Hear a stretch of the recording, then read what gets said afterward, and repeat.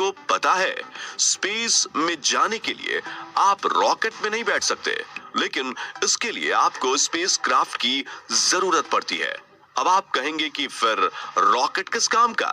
तो यहाँ समझने वाली बात यह है कि स्पेस में जाने के लिए रॉकेट और स्पेस क्राफ्ट दोनों की जरूरत होती है, क्योंकि एक स्पेस क्राफ्ट में ही एस्ट्रोनॉट स्पेस एक्सपेरिमेंट के लिए जरूरी चीजें होती हैं, जिसे अंतरिक्ष में पहुंचाने का काम रॉकेट करता है।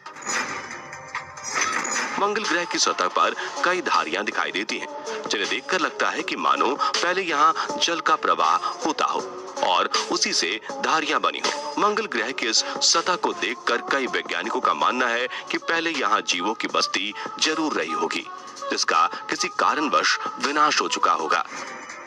बुध, शुक्र, पृथ्वी और मंगल ग्रह एस्टेरॉयड बेल्ट यानी शुद्ध ग्रह पट्टी के अंदर होने की वजह से इन चारों को इनर प्लैनेट यानी कि आंतरिक ग्रह कहा जाता है। इन चारों ग्रहों की जमीन चट्टानी है।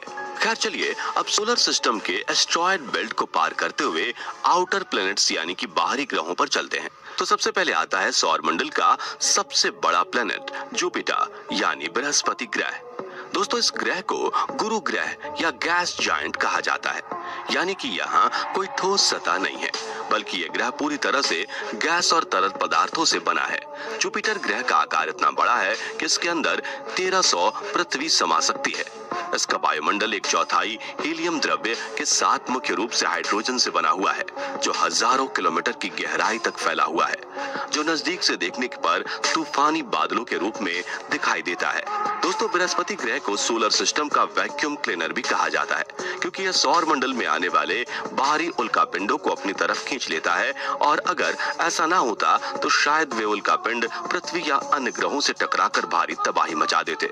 इसी तरह साल 1994 में एक बड़ा धूमकेतु पृथ्वी की तरफ आ रहा था, लेकिन बृहस्पति ने उसे अपनी ओर खींच लिया और एक भयंकर विस्फोट के बाद सब शांत कर दिया।